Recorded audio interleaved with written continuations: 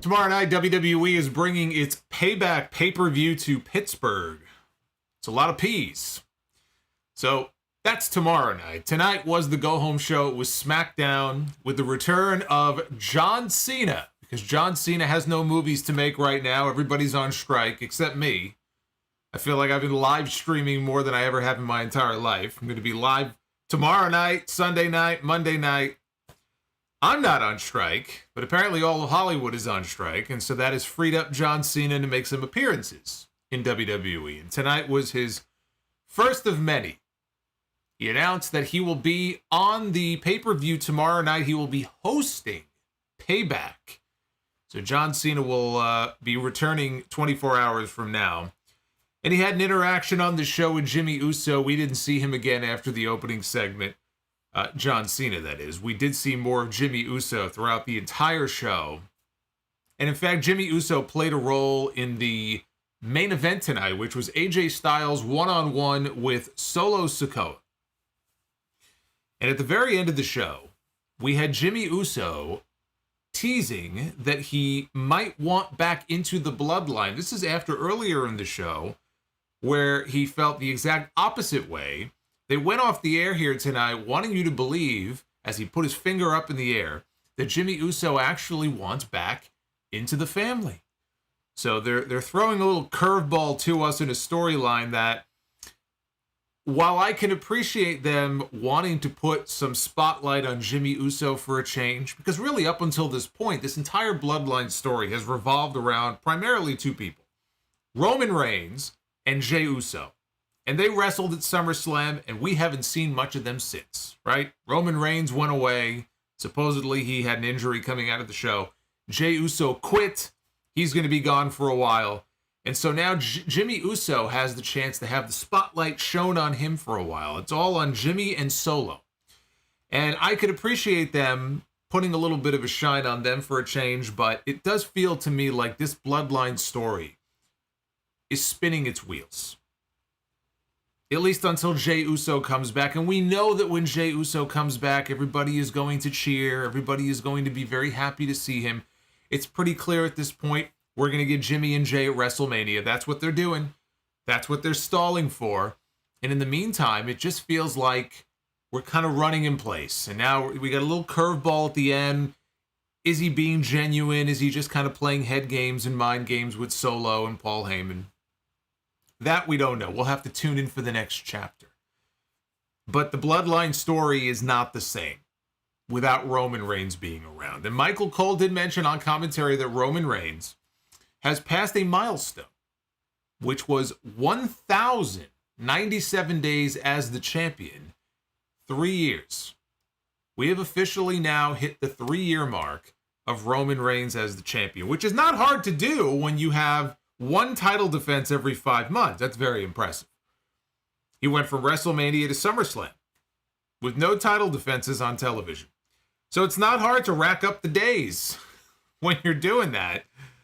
I guess that they're saying it as if it's some kind of big impressive thing. Doesn't sound all that impressive to me when you think about it in that way.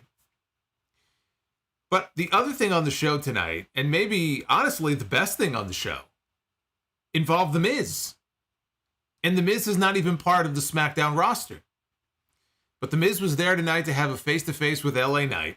They're going to be wrestling tomorrow night at Payback.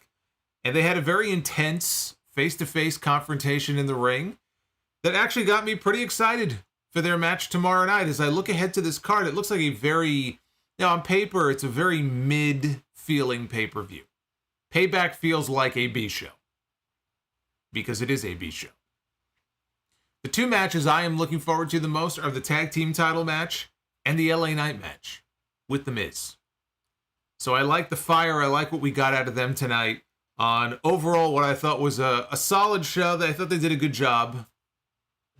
They did a good job.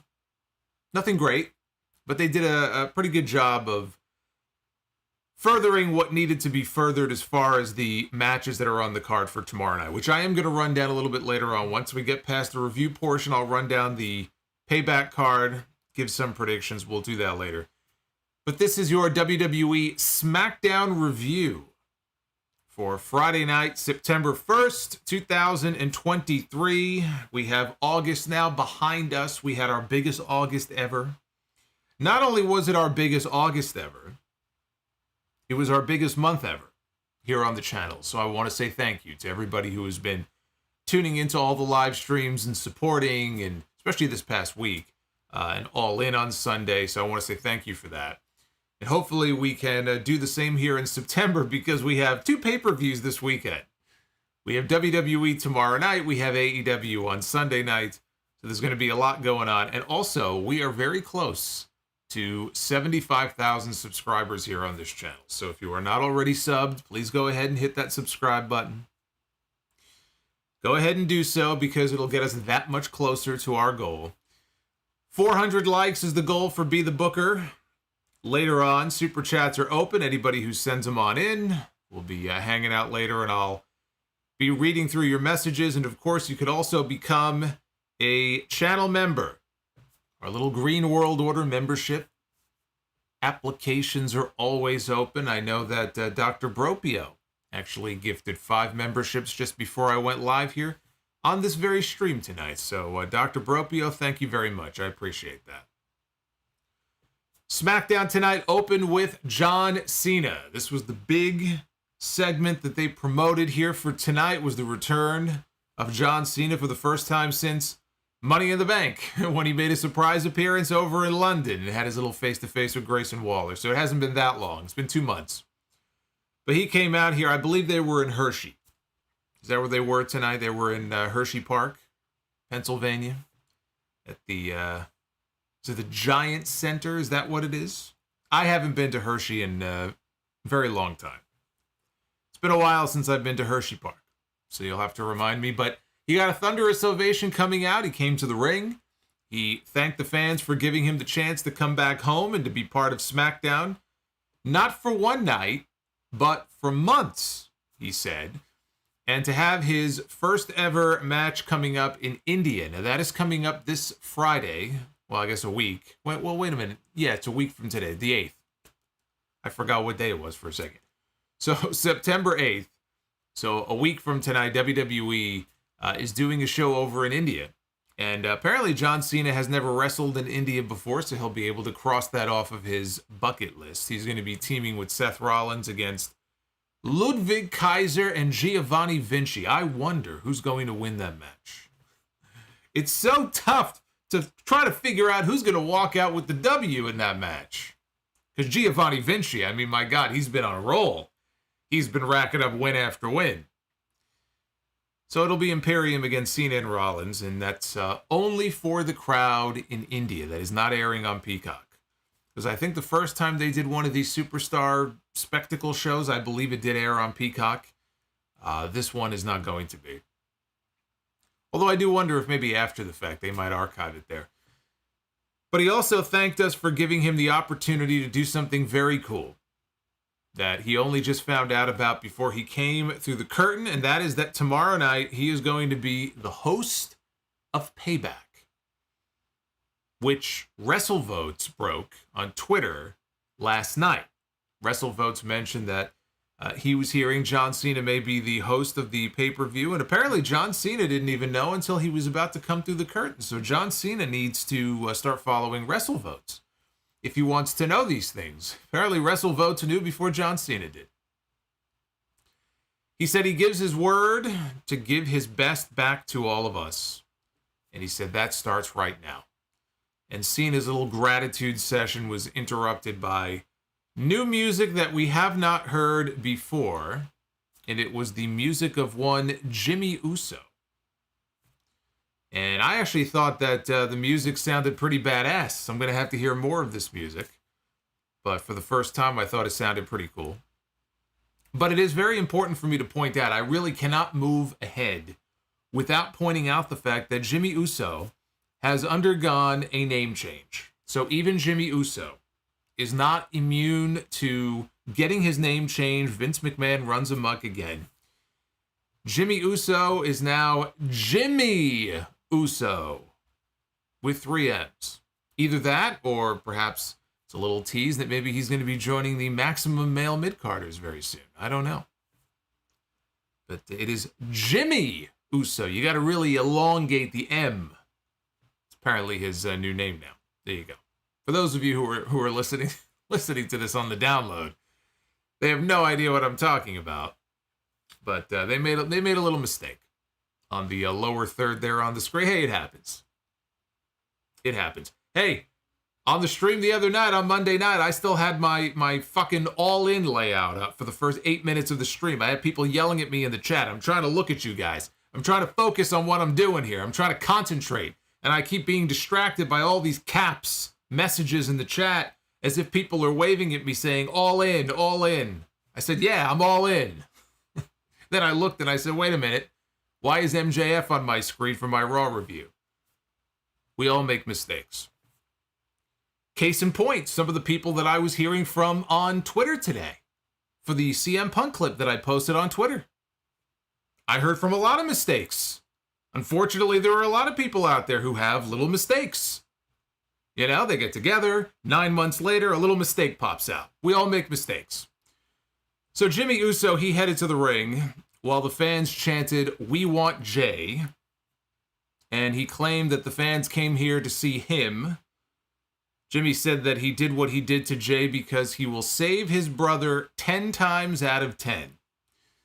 He said he did it because he loves his brother, and he didn't want Jey to be corrupted like Roman Reigns, or even like John Cena has been corrupted. Jimmy said that Cena and Reigns are exactly alike. He said Cena takes and takes and takes. And he said the only difference between Cena and Reigns is that you do yours with a smile. Cena said that there's something that he has been wanting to say to Jimmy for a very long time. And he looked him dead in his face, and he said that it was the wrong Uso quit, which is a hell of a burn. Cena said, take that. And Jimmy went for a super kick. Cena caught his foot, picked him up, and he delivered an attitude adjustment to lay out Jimmy Uso, who rolled out of the ring to the floor. And that is how they ended the segment. So we got the usual pandering from John Cena. Crowd lapped it up because they enjoyed seeing him. You watch this segment here to open the show, and it makes you think that they were setting something up, even if just for an episode of SmackDown, next week or something, between John Cena and Jimmy Uso. And then we saw what they did with Jimmy throughout the rest of the show. And it became pretty clear that that's not what they were doing. By the time the show was over, it didn't feel like that's really what this was, per se. Cena is legitimately back, though. He mentioned, I'm not here just for one night, I'm here for several months. That is true. John Cena is scheduled for not every SmackDown, but most SmackDowns between now and the end of October. He may well be scheduled for Fastlane as well, which is the next pay-per-view, October 7th. Nothing's officially been announced for that pay-per-view yet, but there's been some talk about maybe him having a match or having some kind of involvement on that show. I would be very surprised if he's back through the end of next month that he doesn't have at least a couple of matches between now and then. I could see him doing a tag team match and maybe having one program with somebody. You can fit that in. He's not going to be working every single week. Having Jimmy Uso work with someone like John Cena, I think, would be smart. If Jey is going to be gone for a while, and I suspect Jey is going to be gone for at least a couple more months. I don't know if they're doing War Games at Survivor Series this year. It was not advertised when they first announced Survivor Series, like it was last year. If there was a War Games match, would they even be in it? Maybe not. If they have a War Games match at Survivor Series this year, I honestly don't even see the Judgment Day being involved. Or, I'm sorry, the Bloodline. I see the Judgment Day being involved, not the Bloodline. Cody, Seth, KO, Sammy, maybe one other person against Balor and Priest and Dominic and JD McDonough. That's what I would see War Games being. That's what I said a few weeks ago. So they could very well hold Jey out until the end of the year or until Royal Rumble time. Give him a vacation. It's going to be awfully difficult, I think, for them to drag this story out if Jey's going to be gone for that long. But while he's away, they have to figure out how best to utilize Jimmy Uso. Now, we've seen Jey Uso get the singles push before. That's where the whole main event Jey thing comes from, right? We've seen Jey Uso have plenty of singles matches, even though he's never held a singles title. Well, now they have the chance to do the same with Jimmy and try to elevate him. And what better way to do that than by having him work with a top name like John Cena? Now, John Cena is not the same John Cena he was years ago. He's not a full-time player. But if they have John Cena for a limited period of time, having him work a match with Jimmy Uso, I don't see how that hurts Jimmy unless he just goes in there and just loses, which would be pretty foolish. So that I don't think would be a terrible idea. But again, what they did with him the rest of the show, I think this was just meant to put him in a mood. Yeah, he was in a bad mood for the rest of the show. And it kind of led to what we saw later on. So, which we'll come back to later. We had Rey Mysterio and Santos Escobar up next, taking on the team of Austin Theory and Grayson Waller. Tag team here for the first time. Waller and Theory, they isolated Mysterio coming out of the commercial break.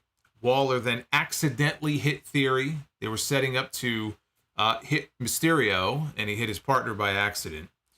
Rey made the hot tag. Escobar worked over Waller. He hit a top rope crossbody block for 2. Escobar put Waller down with a Hurricane Rana. He covered him, but Theory returned to break up the fall. So Rey and Escobar, they're in the ring, and they're briefly celebrating when Austin Theory returns to the ring. And it might have been Waller in this case, because again, I was looking down when the heel ran into the ring. One of the heels. Might have been Waller.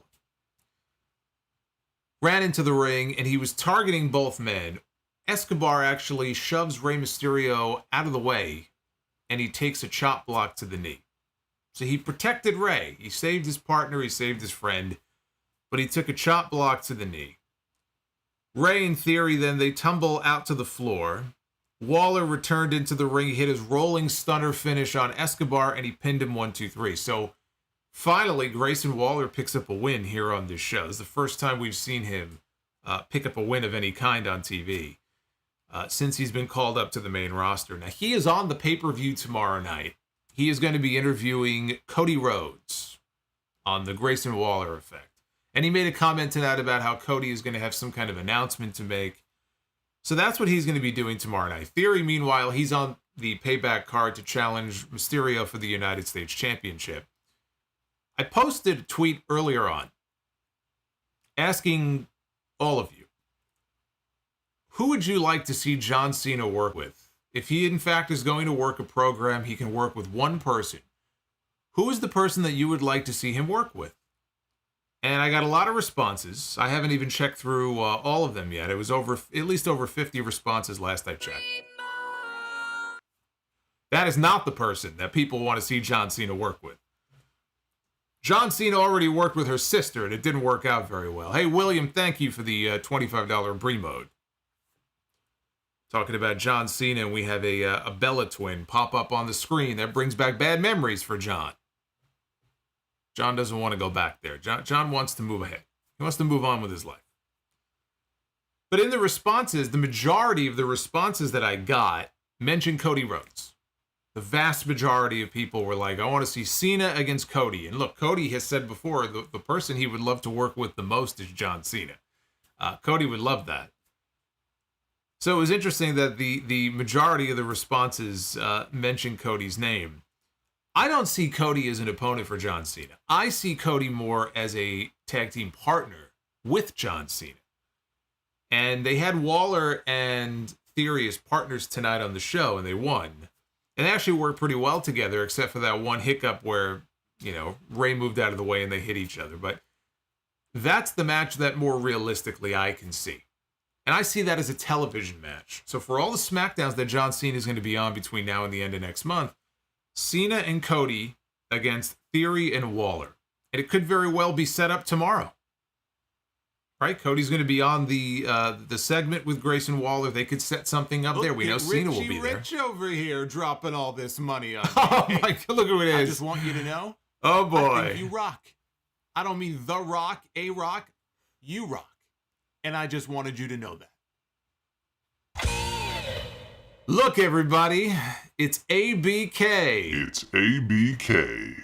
Always be killing it. Always be killing it. ABK with a $100 super chat. Yet another in a long line of them that we have had over these last several days. ABK, man, I hope you're doing well. He's got a question. I will answer your question later, I promise, with everybody else's. ABK, that one's for you, brother. Thank you, my friend.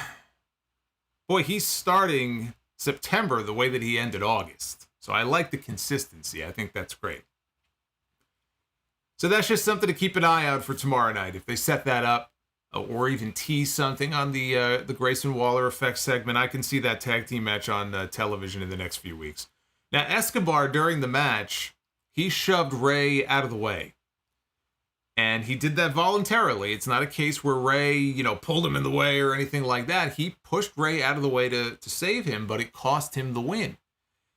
And so they're taking their time with this. They're doing the slow burn approach. We know where this is going. I just hope we don't have another 2 months of this. Where they drag this out for a long time. Hey, Juan, thank you, man. Thank you for the $4.99, says Bushwhacker Soul. That looks like some of the people I heard from on Twitter today. Thank you, Juan. I just hope we don't have to wait 2 or 3 months and have 2 or 3 more months of this before we finally get some kind of progression in this where Escobar starts to show some sort of frustration with Rey. I'm not saying, next week he has to punch the guy in the mouth, but it's pretty clear where this is headed. It's just a matter of when. So Adam Pearce was in the back. And he was talking with Michin in his office when Jimmy Uso interrupted. First of all, I would love to know what Mia was talking to him about. We never see Mia Yim in the ring on TV. As far as I know, she doesn't do anything.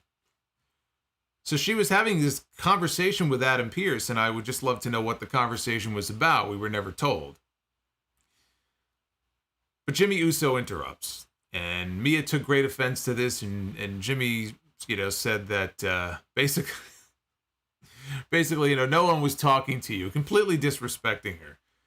Pierce said that he called Jimmy in because he's been very rude, and he's been bullying people, even the production people, the people that make this show run, that make this whole production possible. He's disrespecting these people. What's going on with you?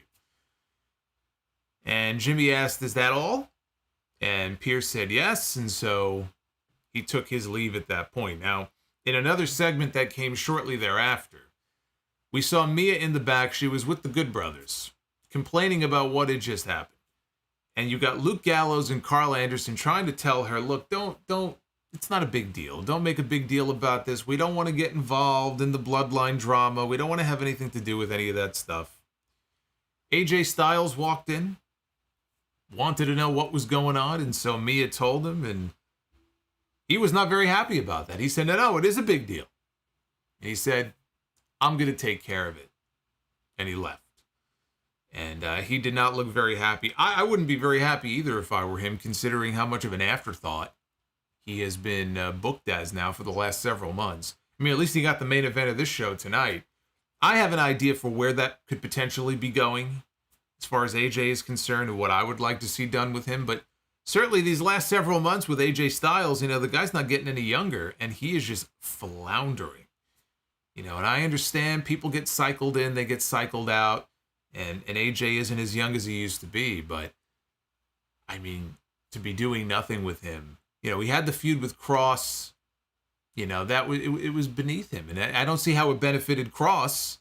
Now that we can look back on that, did it really do anything for Cross? Did Cross come out of it with a big win? Is he better off for it now than he was going in? No, we haven't seen him. We haven't seen him in weeks. It just felt like a waste of time for AJ Styles. So I would be upset too if I were him. And then we had Bobby Lashley. Out to the ring next. He was dressed to the nines. Always comes out there in style. Fans were chanting his name. He said that, boy, you know how to make somebody feel good. And he said the people keep asking him, what's going on with you and the Street Profits? He said, real recognizes real. Great recognizes great. He said that's why he recognizes the Street Profits. He pointed to the stage. Profits made their entrance. They were dressed in their suits, but otherwise they were just acting the way they always act in the red Solo cups. And, outside of the way that they have been dressed when they come down to the ring, you would never know that there was anything different about them. Lashley called them athletic and charismatic. He said that they're more aggressive than they've ever been. Montez Ford said that this night wasn't about them. It's not about us. It was about them giving gratitude to Bobby for everything that he has done for them.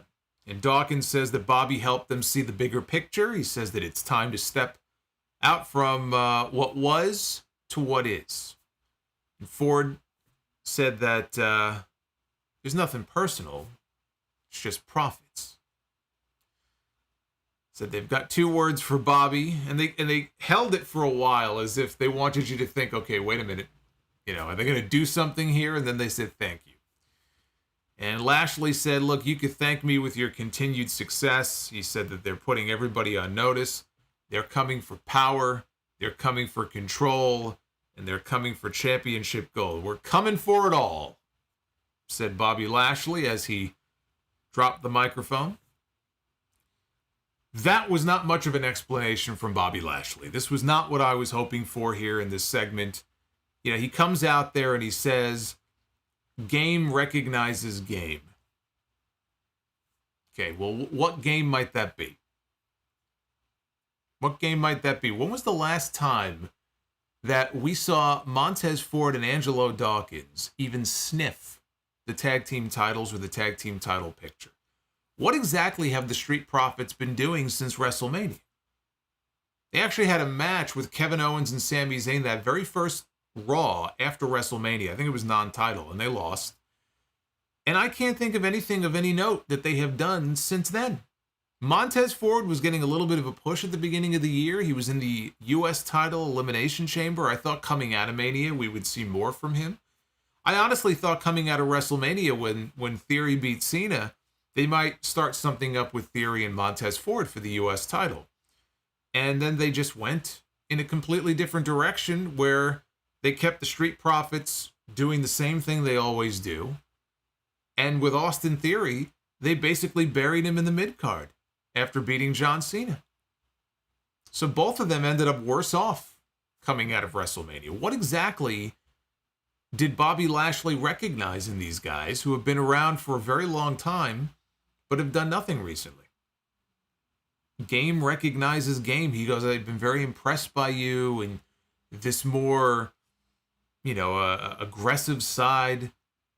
And again, it's a huge stretch as I'm listening to this because I'm wondering what is it that he has seen recently from these guys. Now, what would have made more sense to me is when you start this, because I love the pairing.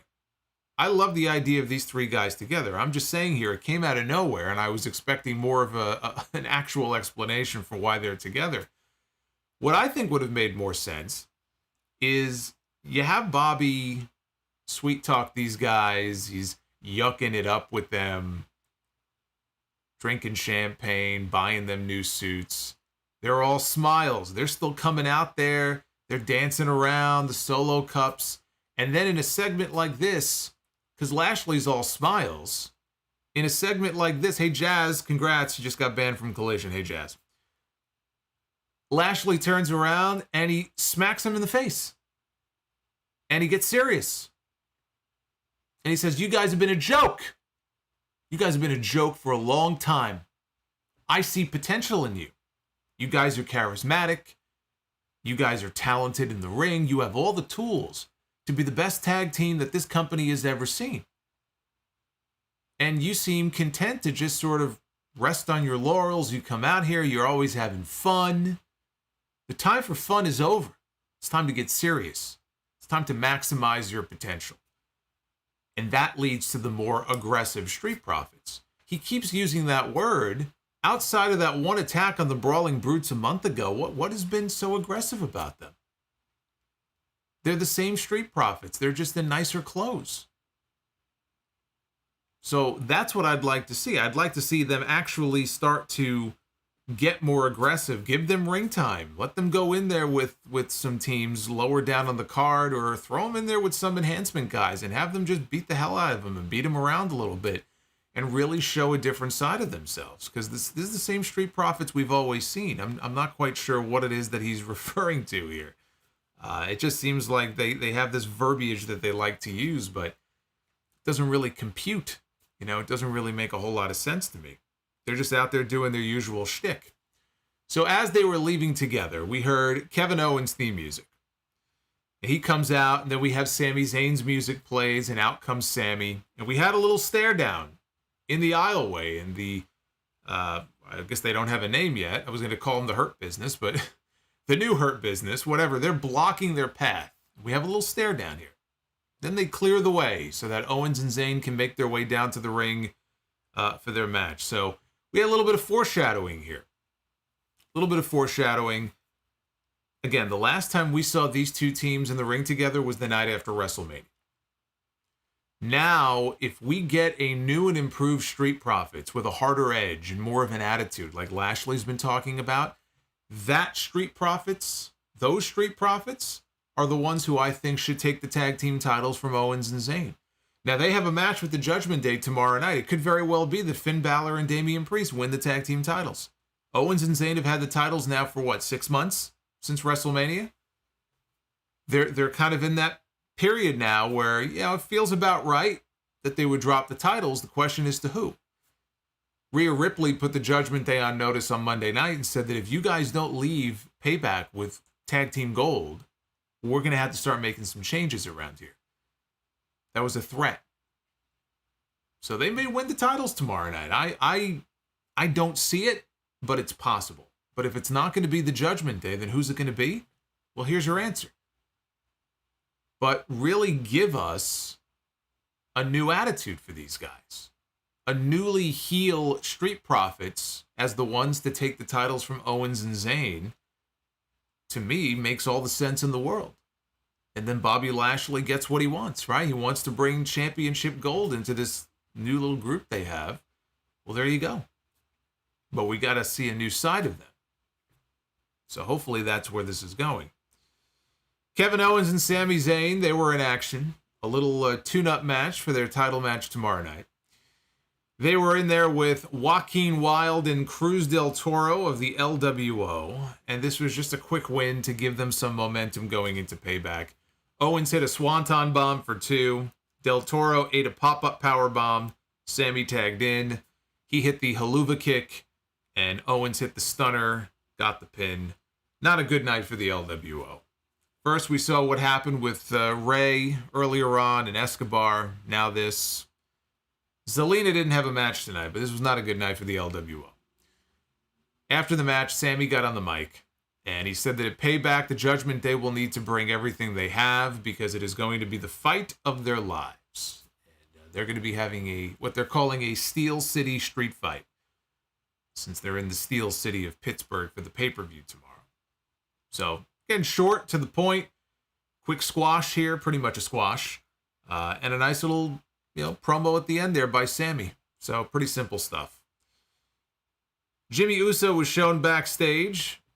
He had his bag. It looked like he was on his way out of the arena when he got stopped by AJ Styles, who was very upset about what happened to Michin earlier on. Jimmy shoved him, so AJ shoved him back, reenacting the CM Punk Jack Perry fight from Wembley Stadium the other day. And Jimmy Uso fell on his ass when all of a sudden Solo Sikoa, out of nowhere, out here wearing sandals, ambushes AJ Styles from behind. And then he looked down at Jimmy on the ground and he told him, "You're out of the bloodline when we say you're out of the bloodline." And Jimmy got up and says, "No one tells me anything. No one tells me what to do." And he left. Now, after the break, they showed a recap of what just happened. So now back live, AJ is in the back with Kathy Kelly.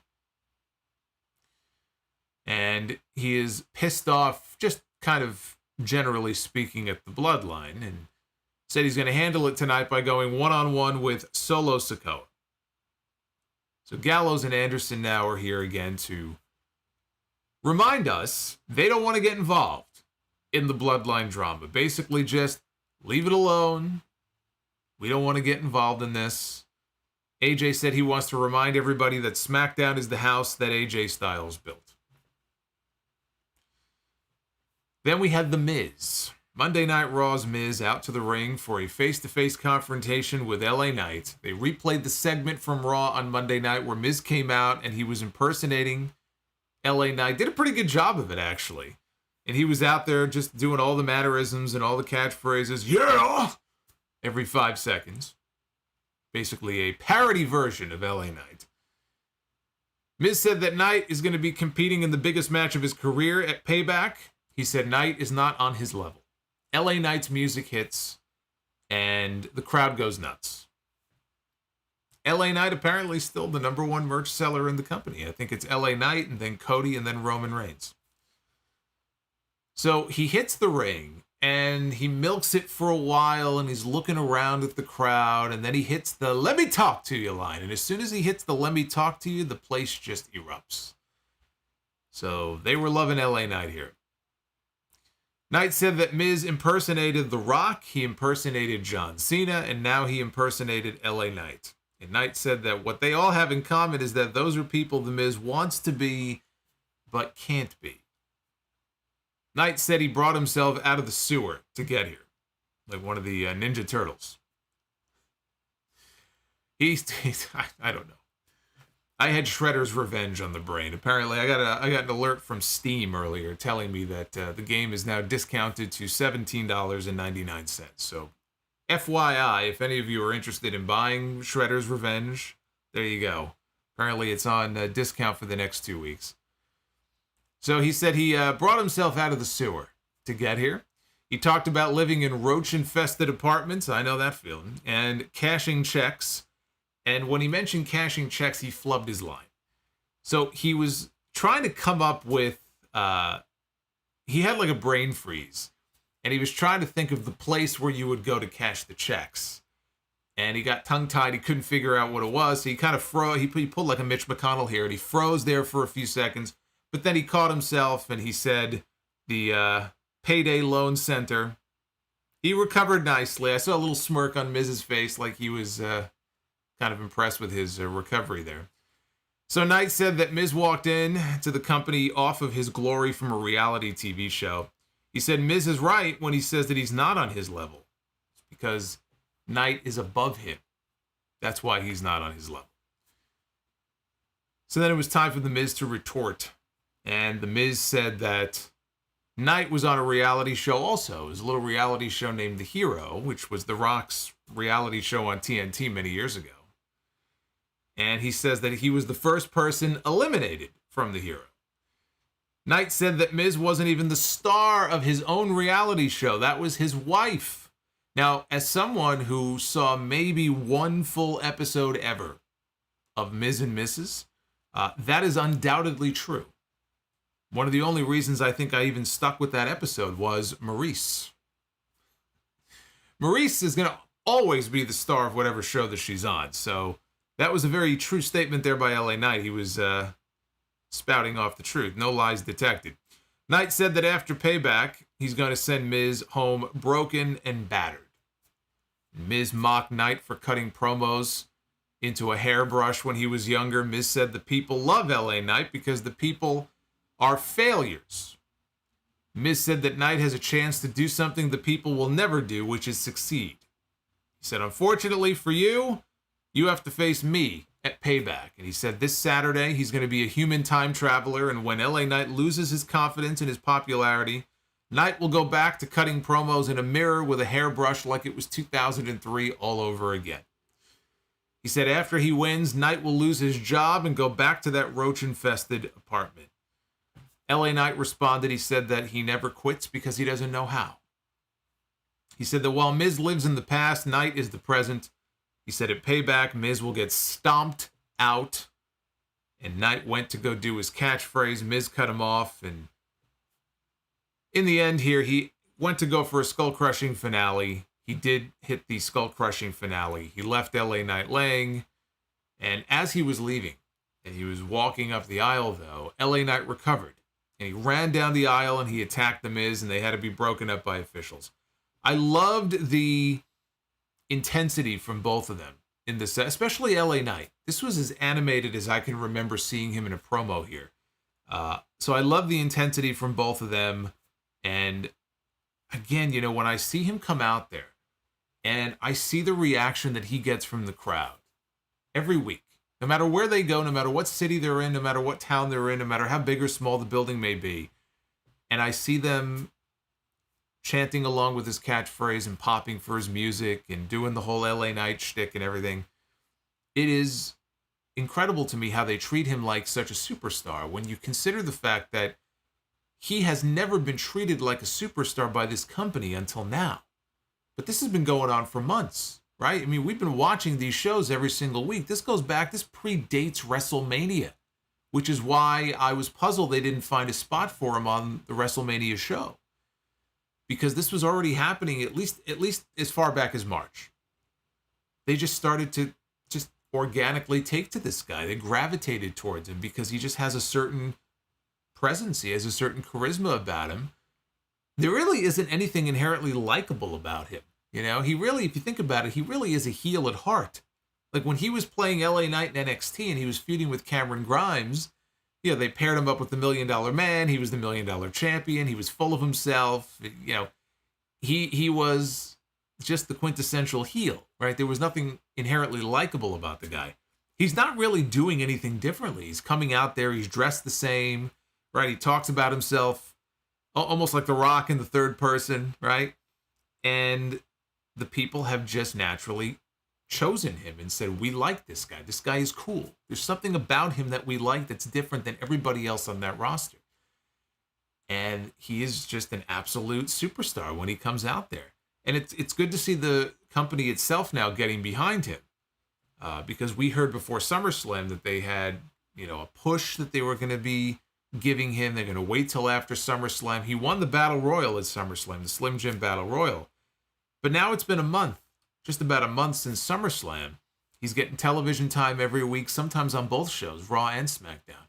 This is his first real singles feud as a babyface. He had the feud with Bray Wyatt earlier in the year going into the Royal Rumble. They had the Pitch Black match, but he was a heel.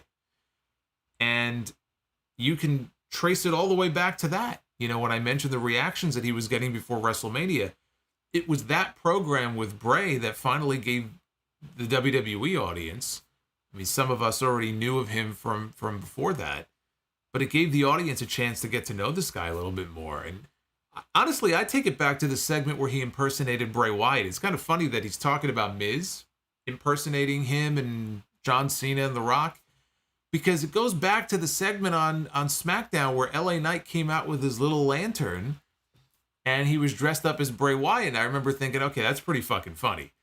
And I think it's that sort of thing that the fans just looked at it and said, all right, you know what? I like that. There's something about this guy that I like. So as a babyface, though, Miz is the first opponent, you know, in a major singles program that he's had. Miz is the perfect opponent for him because Miz is somebody that can go in there and lose, right? He's going to go in there and lose. I think we know that. But Miz has really stepped up his game. I'm not just going to talk up LA Knight. I'll talk up the Miz, too. I'll give him his flowers also because his promo work has been very strong over these last few weeks. Again, the segment on Monday where he impersonated LA Knight, I thought he pulled that off very well. So I think both these guys deserve a lot of credit. And this and the tag team title match tomorrow night, those are the two matches that I'm looking forward to the most on this pay-per-view. A pay-per-view that honestly otherwise looks very mid. Those are the two matches that I'm looking forward to the most. I'll tell you what I'm not looking forward to is talking about this next segment, which was the worst segment on the entire show, which was Bayley one-on-one with Shotzi. Now, before the match, they aired highlights of Damage Control attacking Bianca Belair backstage. She was about to be interviewed by somebody. And this was 2 weeks ago. And they attacked Bianca. They left her laying. They attacked her knee. That was done to write her off of television. For those who don't know, Bianca Belair is getting some time off. It may just be a month, it may be 2 months. She's been running pretty hard for a while now. You know, up until, when did she lose the title to Asuka? That was in May, right? It might have been at the Saudi Arabia show. She was the longest reigning Raw Women's Champion in the history of the company, and she's getting a break, a well-deserved break. When somebody gets a break, somebody like her who had been positioned in the top spot for so long, it opens up a spot for someone else. And it opens up an opportunity for somebody else to step up, or the company to try to get behind somebody else. And so here we have Bayley and Shotzi. And Shotzi is someone who has never been pushed at a high level.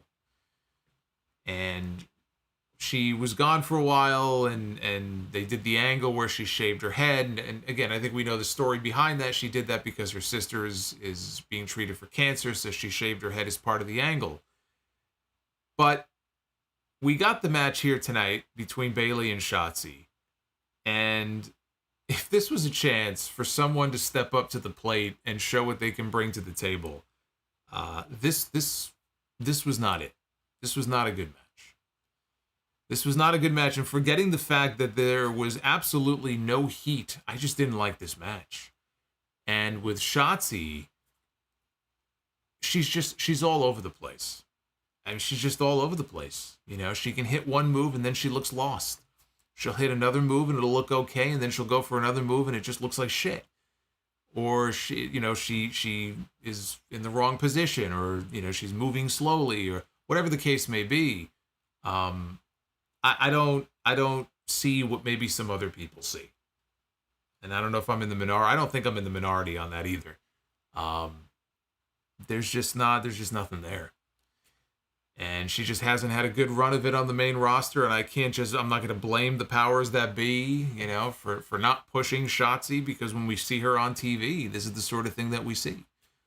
This was not a good match, and it didn't feel to me like this is the end, because, and I'll get to that, we're going to get a tag match next week, but they kind of have been building this singles match for a while, this little side angle with her and Bayley where Shotzi's gone crazy and everything. I don't need to see more of this. Some people might look at this and go, oh, you should have built this up for like a pay-per-view match or something. No, this does not belong on pay-per-view. Bayley was outside the ring. Shotzi hit a dive to the floor. Inside, she hit a suplex into the turnbuckle and then a cannonball Rich over here dropping into the all corner. this money on me. Hey, I just want you to know, I think you rock. I don't mean The Rock, A-Rock. You rock. Amazing. And I just wanted you to know that. Amazing. It's ABK. Always be killing it. ABK coming in hot with another $100 bomb. Man, that's 2 messages now I got to get through for ABK. 2 bombs to kick off the month of September. ABK, man, you are the man. What else can I say? This dude has deeper pockets than Orange Cassidy, says Andre Israel. You talking about me, or you talking about the real Orange Cassidy? You're talking about that fake imposter guy who's wrestling Jon Moxley on Sunday. That guy, right?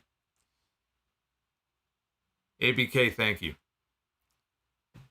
So again, Shotzi hits a suplex in the corner and then a cannonball to Bayley, who's down in the corner. Shotzi goes up to the top. Bayley cuts her off. And Bayley looks outside the ring. Io Sky is out there with her. Dakota Kai's out there on the other side of the ring. And Bayley is asking for Io to hand her WWE Women's Championship. And Io hesitates at first. And the referee is right there saying, no, you better not do that. It's not like he was distracted somewhere else, or she. I don't remember who the referee was, but Io, as she was preparing to hand the title over to Bayley, we hear Charlotte's music. So Charlotte comes out, and she boots Io in the aisle when Io comes towards her. Then she throws Io into the barricade. Charlotte then hit Bayley as the referee was distracted, and Shotzi followed that up with a DDT, and then she pinned her to win the match. This was a dead match. Absolutely just stone cold dead match. And now, they announced later on, we're going to get a tag team match for next Friday. It's going to be Charlotte and Shotzi against Bayley and Io. So that's going to be the match next week. And again, they can try with Shotzi, you know, we'll see how the match goes next week, but it's more than just Shotzi, though. You know, if there's a spot opening up on this roster for somebody else to be featured, we saw Mia Yim on this show. She didn't work a match, but we did see her. She's another one who is spending most of her time in catering with Anderson and Gallows. I mean, I could just picture them back there. You know, they're just kind of shooting the shit, you know, having a nice bologna sandwich, a couple of cookies maybe. All right, see you guys next week. Fly back home, fly into SmackDown the next week, right back to catering. They got their spot right there. They're always sitting in the same seat. Oh, this week it's turkey. Last week it was bologna. Now it's turkey. Next week it'll be roast beef. They could do vlogs from the back. Tales from catering. How about that? That'd be pretty interesting. We can watch them as they eat all of the various options. They have desserts over there, right? You've got your carbohydrates over here. You got your sweets. You got some of the healthier shit, the salad. Nobody wants to eat that crap, but that's there too if you want it. I'd watch that. What the fuck else are they doing? So you got Mia Yim, you got, you know, Xia Li, and I don't have the roster in front of me, but there are a bunch of other names without even calling up people from NXT that they could at least try to throw them on television and try to come up with something for them. You know, in the case of Shotzi, it's not working. But with somebody else, maybe it would be. Maybe it would be working. I don't know. AJ Styles, one-on-one with Solo Sikoa. That was our main event here at the end of this show. Am I making you hungry? I'm making myself hungry now that I said all that. I'm fucking starving now. God, I haven't had bologna since I was probably in fucking elementary school. I used to have bologna sandwiches in my lunchbox. My Hulk Hogan lunchbox. I assume it was, I don't remember. I assume it was Hogan. Everything had Hogan on it back then. I probably wanted a Macho Man one too, but they probably only had Hogan. But bologna sandwich. I don't think I've had bologna in probably 35 years. I think I'd forgotten what it tastes like. Anyway, AJ Styles against Solo. So you could tell how excited I was watching the show, by the way, that we're having a dialogue here about bologna. Styles was getting the better of Solo a few minutes into this match when Paul Heyman walked out. And I thought that was strange. When Solo came out, I think it said Paul Heyman was with him on the lower third, and he wasn't. But here comes Paul Heyman strolling out to the ring. Solo hit a distracted AJ from behind. Styles came back. He sent Solo to the floor and then hit him with a knee from the apron. Styles leapt over the top rope and hit Solo with a flying forearm. And that took us into the final commercial break. Solo took control. He put AJ down with a belly-to-belly suplex for a near fall. One thing I noticed about Solo is, I don't know if it's just me, he looks like he has slimmed down a little bit. Looked a little bit smaller, like he had slimmed down. And in these matches, he continues to shine. You know, we've seen Solo Sikoa in the ring with a lot of the top guys in the company over these last, I don't know, how long has it been? It's been almost a year now, right? I guess he debuted at Clash of the Castle last year. So he's already been on the main roster 1 full year. And Solo Sikoa will go down as having one of the more successful first years in WWE history. Not the most successful. I'm not saying he's had a Brock Lesnar or a Kurt Angle type year. He hasn't won any championships. But he has been, from the moment he debuted, involved in the top angle with the top faction in the company. And because of that, he has had the chance to be in the ring with people like Drew McIntyre and with people like Sami Zayn and people like Kevin Owens and people, again, like AJ Styles and others that I'm probably not even remembering. You can only get better when you work with people like Cody Rhodes is another one, probably Seth Rollins. Working with people like that, you're going to get real good real fast. And Solo was already pretty good from the moment he debuted. He was good when he was in NXT. So even in this match here, I thought he shined. I thought he looked really good here in this match. But it also looked to me, again, like I said, like he may have slimmed down a little bit. So Heyman is outside the ring and he's smiling. You know, he's all full of himself as Solo's in control. He teased going for the Samoan spike. AJ caught him with a kick, though, before he could hit the move. Styles put Sikoa down with a Pele kick, and then both men were down. We got a double down here. Styles hit a bunch of strikes. Solo came back with a Samoan drop. He covered AJ, only got 2. Styles rallied, hit an Acai moonsault for a near fall of his own. And Solo, he stuffed a Styles Clash attempt. Ended up dumping AJ out onto the apron. And Styles hit him with a forearm. So now, after he hits him with the forearm, the referee is tending to Solo Sikoa on the other side of the ring. And AJ is on the apron and he's setting up for his phenomenal forearm, even though Solo Sikoa didn't appear to be anywhere near AJ. But in the lower right hand of your screen, you can see Jey Uso is there. And I knew, I mean, it was pretty clear as day right away because, again, Solo wasn't even there. So, like, why is AJ setting up for his finish as if Solo Sikoa is in position for it? Well, here's Jey Uso. And the idea is that AJ is going to go for the phenomenal forearm, and Jimmy is basically going to swipe his legs while he's in midair, okay, and ruin the move. But he whiffed, at least from the camera angle that they showed. All he had to do was go and, like, basically grab AJ and kind of, like, again, push him a little bit or shove him, and he completely whiffed. I don't think he touched him at all. And AJ sold it anyway, and he fell across the top rope, and AJ ended up in the ring. Solo hit the Samoan spike on Styles, and he pinned him to win the match. You had one job. Jey Uso had one job, and he whiffed. So after the match, Jimmy gets into the ring, and he hugs Solo. Solo grabs him by the throat. He's about to give him the Samoan spike. Paul Heyman is on the apron. He yells at him, "No, don't do it." And he looked surprised also that Jimmy was coming in there and wanted to embrace him, but he goes, no, don't do it. So Solo lets him go.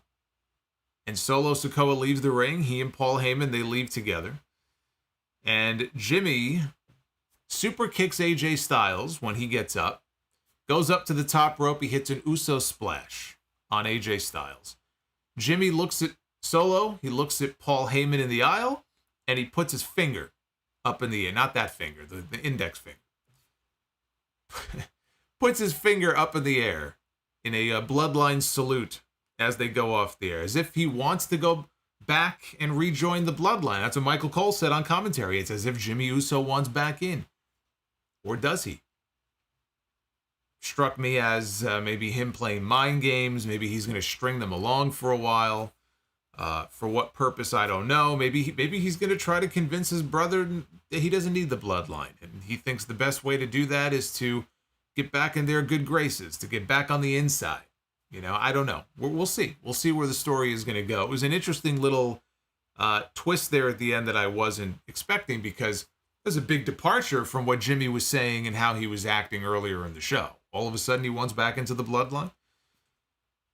So, again, I appreciate that they're shining a spotlight on Jimmy and Solo now. They're giving Roman and Jey a rest. That story has played itself out. But it just feels to me like we're going to be spinning our wheels for a while here, trying to keep this as interesting as they can until Jey is ready to come back and until Roman is ready to come back, because Roman Reigns now is on his vacation. Now, it's very interesting that Anderson and Gallows did not come out here to help out AJ Styles. AJ had gotten screwed over at the end. Jimmy attacked him when the match was over. We saw Anderson and Gallows earlier in the show a couple of times. We know they were there. They didn't come out. They were adamant in both of those backstage segments that it's not a big deal. Leave it alone. We don't want to have anything to do with the bloodline drama. And AJ said, well, I'm going out there anyway. So they left him. And they didn't come out to help him. They didn't lift a finger to help AJ Styles.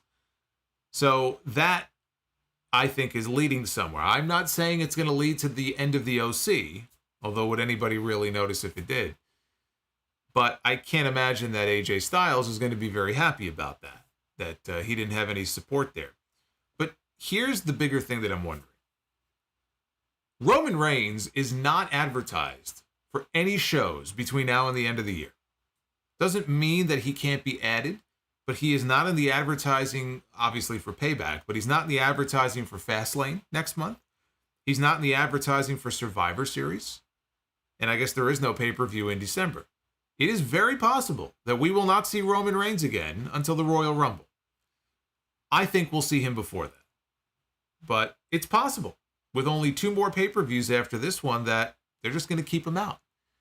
I would be surprised if he wasn't at Survivor Series. That would surprise me. It would be nice, though, to get him back in time for either Fastlane or Survivor Series for a match with AJ Styles. And that's what I wonder if him going out there, wanting to get Solo in the ring, even against the wishes of Anderson and Gallows, leave the Bloodline alone. AJ is the one who wanted to take it to the Bloodline. AJ Styles and Bobby Lashley are 2 of the biggest names in the company. You could throw Sheamus in there also. AJ, Lashley, and Sheamus all could have made, and still could make, very good opponents for Roman Reigns during this tribal chief run that he's been on for the past 3 years.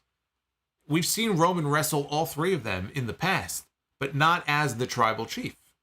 And I'm shocked, frankly, that in 3 years of Roman Reigns as the champion, let me say that again, 3 years, you couldn't find one pay-per-view to do a program with Roman Reigns and AJ Styles, or Roman Reigns and Bobby Lashley, or Roman Reigns and Sheamus, especially earlier in the year when Sheamus, I mean, he was as over as I've ever seen him.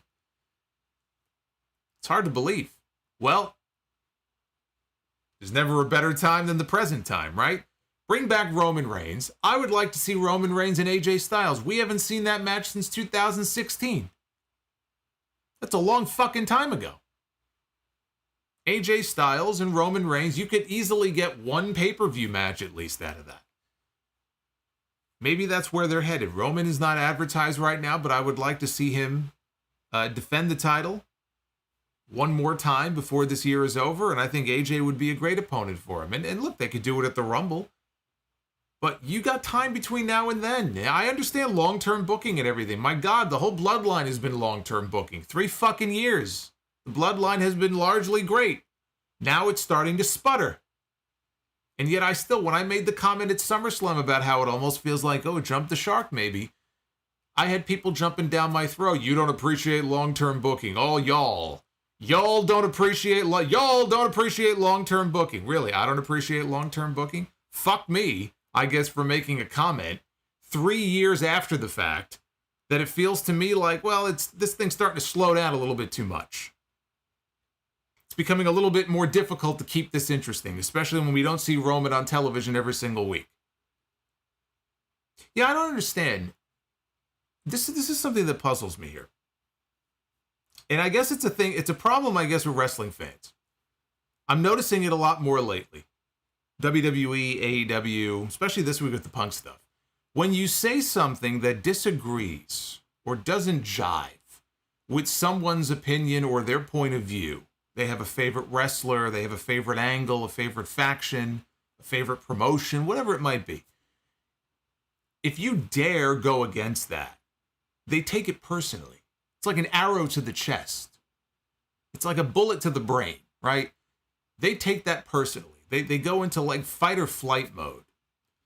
And it's not enough to just disagree. You got to come back with the insults, and you got to come back with, like, this is like a almost like an epidemic thing that I'm noticing with wrestling fans online. If you say the slightest thing negative about the Bloodline, you don't appreciate long-term booking. If you say the slightest thing about CM Punk, you're a hater. You're a hater, you're an elite cocksucker, you're this, you're that. I don't understand where all of this is coming from and why people they're just so angry. I get angry too, but I don't seem to be half as angry as some of these fucking people. It's okay to have criticisms of these things. It doesn't mean that you hate them. It doesn't mean I hate the Bloodline angle. It doesn't mean I hate this person or I hate that person. But evidently that's not how people read those things. They read it as a personal offense. Like you're personally offending them. So anyway, that's the long way of saying that it would be nice to get Roman Reigns back on television soon, and let's get a match going between him and AJ Styles, because that's a match I'd like to see. But yes, this Bloodline stuff is getting a little long in the tooth.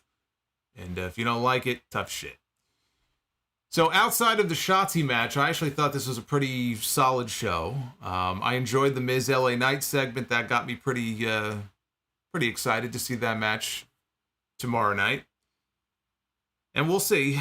We'll see how the rest of the card goes. Sometimes it's these cards that just look very mid that end up exceeding your expectations. And for that matter, I could say the same thing about All Out on Sunday night. But that's Sunday night. We'll talk about Payback here in a second. Let me flash over to the Twitter poll here, see what you guys thought of tonight's show. 68% thumbs up and 31% thumbs down. 530 votes. That's a lot less than usual. So I don't get the sense there was a lot of interest in this television show tonight. It's usually a pretty good barometer of overall interest. How many votes are in the poll? So go ahead and vote at Solomonster if you would like to do so. Now, tomorrow night is Payback. This is the card as it stands. Let me run through what this card looks like, and I'll throw my predictions in here as I go along. Cody Rhodes, as I mentioned, is going to be appearing on the Grayson Waller effect. I would keep an eye out to see if they set anything up involving Cody and Cena, not as a singles match, but potentially as a tag team match. Miz and LA Knight, this should be an easy win for LA Knight. I think it would be crazy to me to think that Miz would win. I mean, unless they want to turn this into a multi-match program, but my God, LA Knight should not be losing to the fucking Miz. I don't give a shit how good Miz has been on promos this year. Look at the Miz's win-loss record for 2023. I'm pretty sure he has literally won one match all year. LA Knight should not be losing to a guy that has one win to his name through the first 8 months of this year. That would be ridiculous. That's a win for LA Knight. Rey Mysterio defends the United States Championship against Austin Theory. I do not want to see the U.S. title back on Austin Theory. You keep the title on Rey Mysterio, you build to the eventual match with Rey Mysterio and Santos Escobar. That is the story you tell. That's a win for Rey Mysterio. We have Becky Lynch and Trish Stratus inside of a steel cage to hopefully blow off this feud once and for all. Becky had a pretty good match. Main event on Monday night with Zoe Stark. They had a Falls Count Anywhere match, hardcore type match. And they beat the holy hell out of each other. Even Trish took a couple of big bumps in that match as well. Now Trish gets to have her very first cage match of her entire career. This is something she's always wanted. She gets her cage match. I don't know what kind of match these two are going to have. I'm hopeful that they will have a better match than the one on television that they had a few weeks ago that ended in a no contest. But I will just be happy when this is over and we can move past this. And I think we may see some sort of miscommunication here between Zoe and Trish that leads to them going to Splitsville. I don't know if that means Trish goes back to being a babyface and feuds with Zoe, because I think Trish is sticking around.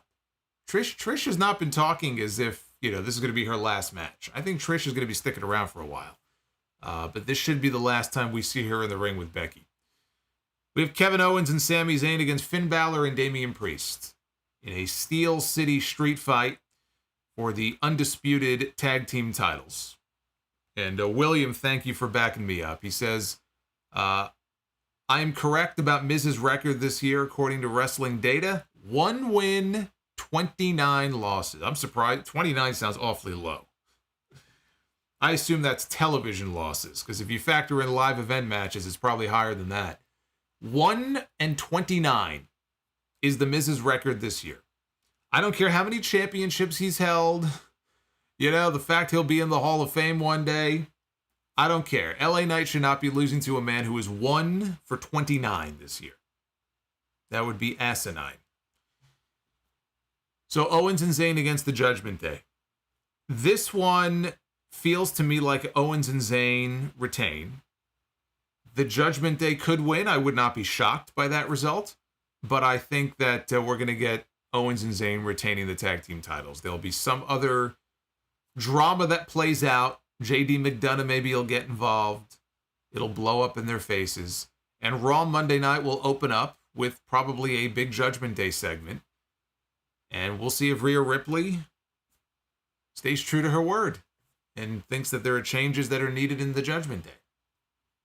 But I'm going with Owens and Zayn. That's one of the matches I'm looking forward to the most. Speaking of Rhea, she defends her Women's World Heavyweight Championship against Raquel Rodriguez. So we do get one women's title match on the show after getting none. Well, from the Raw side, we got none at SummerSlam.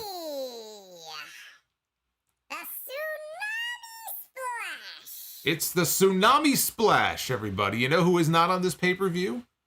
Bronson Reed, Big Bronson Reed. So there will be no Tsunami Splashes on this pay-per-view tomorrow night. Darth Panic says Judgment Day wins. All right. This is not the easiest match to predict on this show. This one could go either way. I'm not saying it's a slam dunk for Kevin Owens and Sami Zayn. I'm just saying, if it were me, keep the belts on Kevin Owens and Sami Zayn.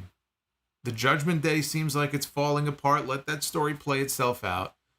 And let's get a real new and improved Street Profits backed by Bobby Lashley and let them go on to win the tag team titles. Rhea Ripley and Raquel Rodriguez. The last time I saw these two in the ring together in a match was NXT. And they had a really good match. It was a Falls Count Anywhere match. It was a few years ago. They are good friends. We've seen them as friends on television. We've seen them as enemies. So I think that these two will go out there and surprise a lot of people who maybe don't have their expectations set too high for this match. I actually think this match could be the sleeper match of the show. It has the potential to be. But Rhea Ripley is not losing her championship. I mean, come on. Come on. Come on. You don't honestly believe that, right? So Rhea Ripley is going to retain. And then we have Seth Rollins and Shinsuke Nakamura for the World Heavyweight Championship. The story coming into this match is Seth has a bad back. That's the storyline going in. How bad his back really is in real life, I don't know. But he's got the back injury. Nakamura is going to be looking to exploit that injury. He can exploit the injury all he wants to. He's not winning the World Heavyweight title. Shinsuke Nakamura is not going to become the World Heavyweight Champion. He should not be the World Heavyweight Champion. Nakamura is not... Yeah, it's a shame, too, because he's been... For so long, he's been so diminished. And I've enjoyed these recent promos where they put the subtitles on the screen and everything. I think those have been really good.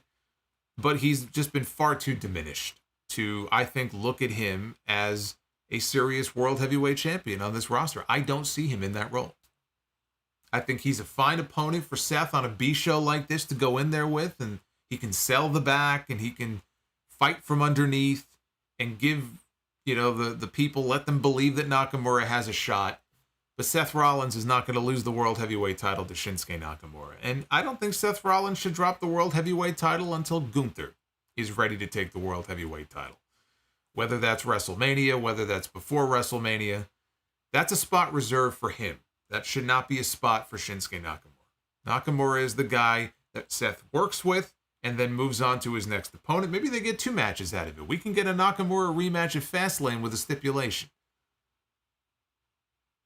Basically, Nakamura is back in the role that he was in now with Jinder Mahal many years ago, when back then he should have won the championship, but they were pushing Jinder. And, don't hinder the Jinder. He's back in that role now. His role is to go in there and help put the other guy over. And that's the card. So again, it's a pretty mid-card. Get it? Mid-card? Anyway, that's tomorrow night. I'm going to be live on YouTube when the show is over with the full recap for Payback. Hopefully I will see you guys there with me as well, because we are in the middle of a huge stretch here of live streams. I'm going nuts with all these streams, so I need you guys to be here to keep me company on these streams. Now, before I get to your super chats, we actually have some news. And it's not WWE related. It's actually AEW related. And shockingly, it has nothing to do with CM Punk. But it does have to do with Collision tomorrow night. Tony Khan and AEW made an announcement earlier today about Collision tomorrow night, which is airing opposite Payback. So it's competing with the WWE pay-per-view, which is why I'm not reviewing Collision, because I'm going to be reviewing the pay-per-view. We'll save the Collision stuff for the podcast on Sunday. But take a look at this. Dennis Rodman, The Worm is returning to the United Center, where he once played for the Chicago Bulls. Former NBA and WCW star Dennis Rodman will be live on Collision tomorrow night. Doing what? We don't know. I assume he's not wrestling on the show. It has been 20 years since Dennis Rodman has actually had a wrestling match.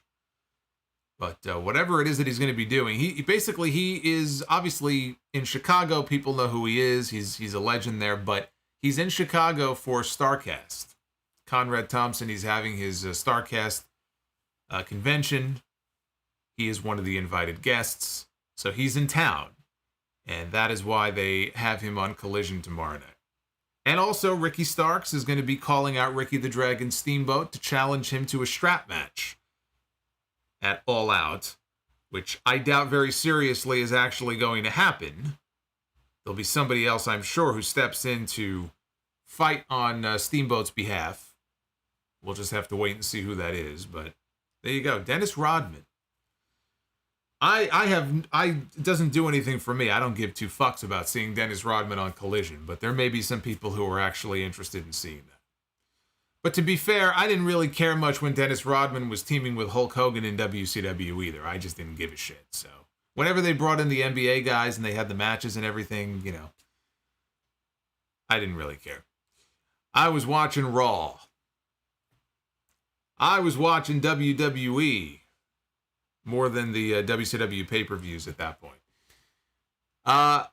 Real quick note here. It is Labor Day weekend, and Pro Wrestling Tees has a Labor Day sale going on. So if you want to pick up a Sound Off shirt from our store at a 20% discount, you may do so now through Monday at 1 o'clock Eastern Time. Just make sure you use the code Labor Day, all one word, at checkout when you go to ProWrestlingTees.com/Solomonster Sounds Off. So there you go. But again, you have until Monday to go ahead and take advantage of the 20% discount. That's my store and any store on ProWrestlingTees.com. But go to my store. Fuck the other ones. Yeah, you know what? Eric, you mentioned Jay Leno, and I tried to block that out, but the memory of Jay Leno having Hulk Hogan, I think, in a side headlock, and Hogan having to sell for Jay Leno is one of the more embarrassing memories from WCW during that period. Selling for Jay Leno. That's pretty sad. All right, let's take a look at your super chats here and your questions. Everyone's got some questions.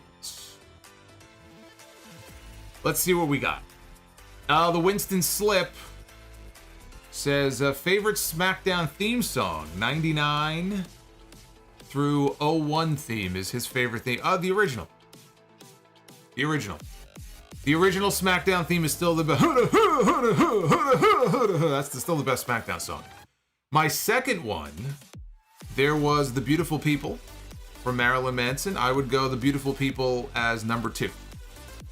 But the original is still the best.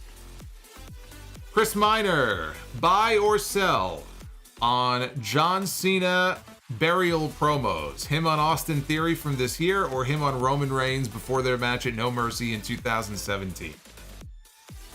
That one was pretty bad.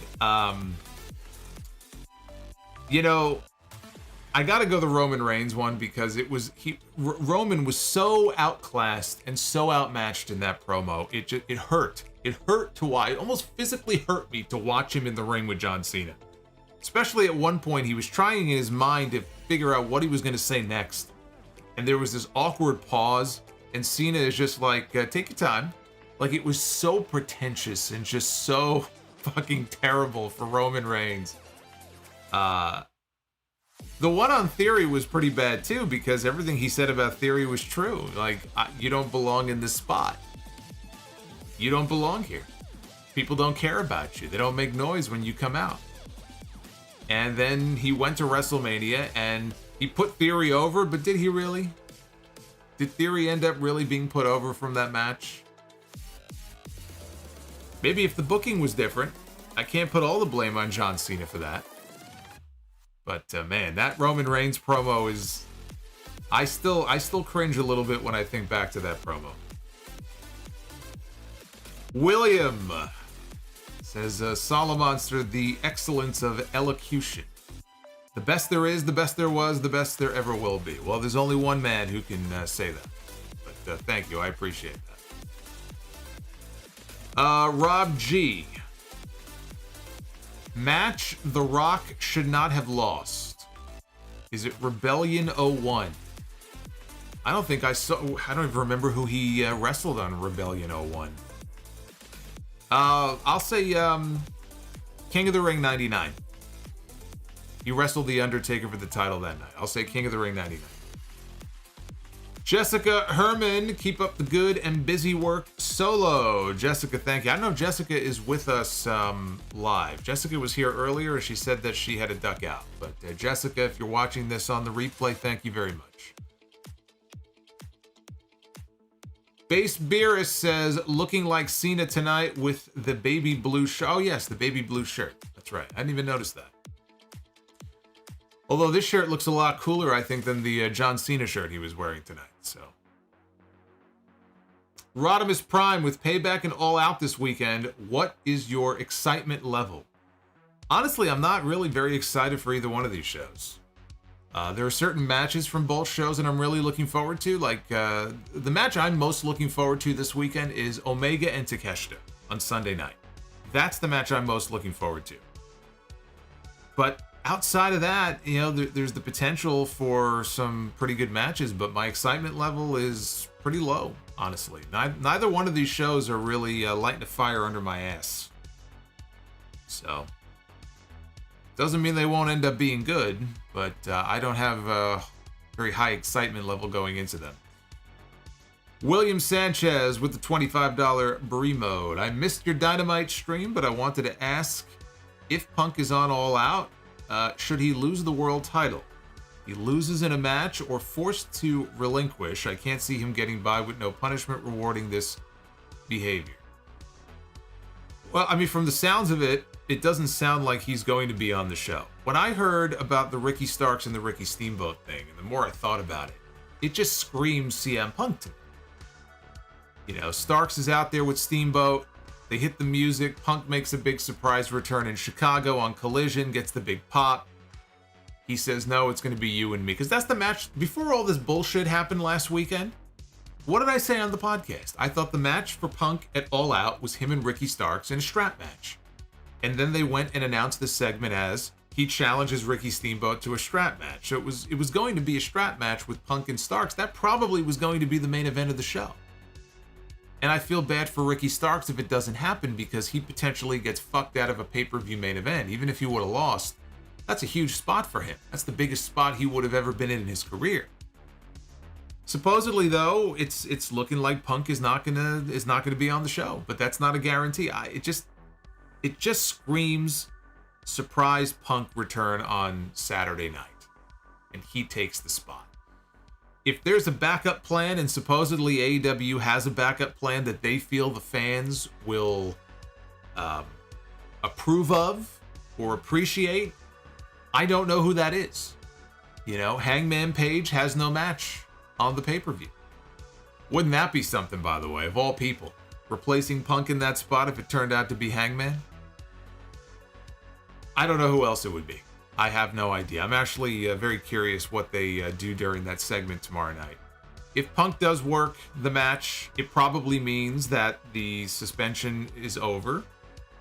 And I don't know that Tony Khan is going to do anything beyond that. And if he's not going to do anything, then why take the title off of him? If it were me, yeah, I would get the belt off. You don't even have to get the belt off of him. It's his belt. The story is that he's the real world champion. It's not a recognized championship officially. There's one AEW world champion. So it's not like you have to get the belt off of him. You really don't. If Punk goes away, the belt goes with him. He spray painted a fucking X on the thing. It's his belt. In storyline, right? It's his. If he goes away, the belt goes away, and it just doesn't exist anymore. ABK with that first $100 super chat bomb.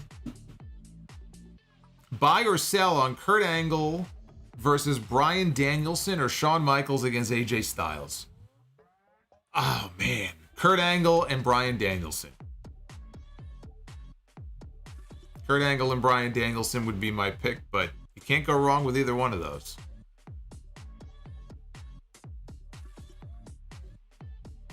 Starks against Ledge, says Jazz Jackrabbit as the surprise main event. Ledge is still under contract for another month to WWE, but nice idea. Wano Campo. Solo is not just a Punk hater, but also apparently hates PA announcers. Do you realize the guy has a family? You roasted that Houston Rockets PA. Well, he kind of roasted himself. I kind of feel bad. I mean, look, he's a Rockets fan, so I mean, I kind of have a little bit of sympathy for the guy. But anyway, Jazz Jackrabbit says, ban me, but I agree 100% with Solomonster on the Punk stuff. One thing that did not sit well with me, though, the fact that you have not seen Malcolm in the Middle. Dude, I thought you were a Cranstonite. I am a Cranstonite, but I don't go that far back. Actually, that's not true. That's not true, because Bryan Cranston was the dentist on Seinfeld. So I do remember Bryan Cranston from back then during the Seinfeld days. But I just never watched Malcolm in the Middle. I just never had any interest in it. Stephen Feast says, ban me. The $7 ban from Collision Super Chat. Haven't donated in a while, but wanted to thank you for the content you've provided over the last few weeks and for the upcoming days as well. Well, Stephen, that's very kind of you. Thank you. I hope to see you this weekend at some point. Chris AXC. Hypothetically, what would be the bigger story and needle mover? Punk back to WWE, MJF to WWE in 2024, Charlotte to AEW. Come on now. Charlotte to AEW, or Jey Uso shows up in AEW. Oh, it's either Punk to WWE or MJF to WWE. And honestly, of all the options you've outlined here, you know, it's probably Punk, at least in the short term, it's probably Punk to WWE, but it's one of those two. You're going to compare Charlotte to AEW as a needle mover on the level of Punk or MJF to WWE? Come on. Chris, you don't really mean that. You don't really mean that. ABK with the second $101 super chat says, I have a riddle for you, but no cheating. What three numbers give the same result when multiplied and added together? What three numbers give the same result when multiplied and added together? Oh, I don't know. You're asking me to do math? You don't know me very well, do you? I have no idea. It's one thing to ask me to do math, but to ask me to do math at midnight, I mean, now you're just kidding me now. I don't know. Maybe I'm gonna throw it to somebody else. I can't answer this riddle. Bernard Frederick, do you think that the reason why AJ Styles hasn't gotten back in the world title scene is because on his last run as champion, he asked to drop the title to Daniel Bryan? No. I don't think that has anything to do with it. It's not like he's gonna win. He'd be losing. He'd be putting over Roman Reigns. I don't think that has anything to do with it. Hey, O to the J has just been banned from Collision. He says, I'm not even supposed to be here today. Well, now you're banned, so you're not here anymore anyway. O to the J. Thank you for the $7. Jazz Jackrabbit says, ban me twice. Speaking of the Hogan lunchbox, 80s memorabilia, I had a yellow Hogan Velcro wallet.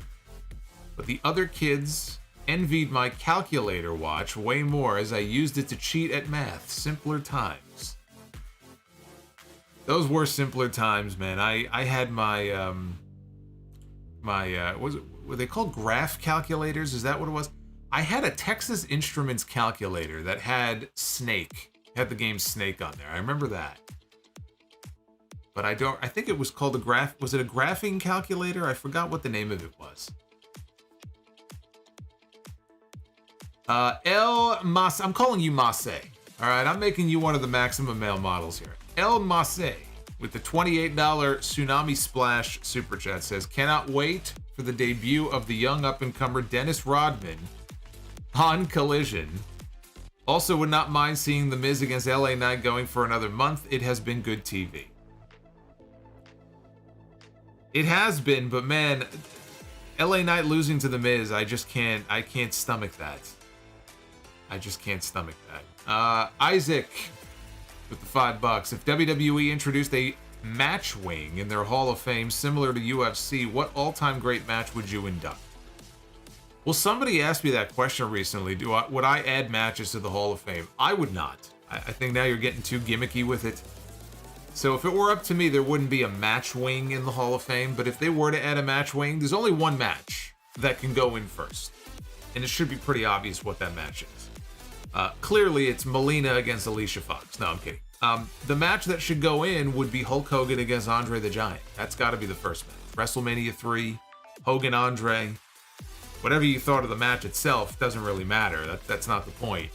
If you're going to do a match wing in the WWE Hall of Fame, that match goes in first. Chris Ludek with the $10 says, what would liven up the Bloodline storyline? Is Roman wrestling on SmackDown so they can build up title matches and take some attention out of Jey not being there in Jimmy's will he or won't he decision?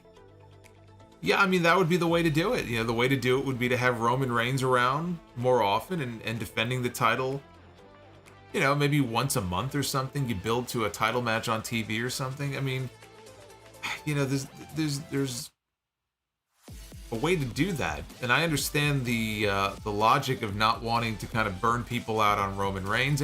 And look, when Roman signed his new contract, he had time off built into his schedule. So it's possible he's just contractually not going to be there anyway.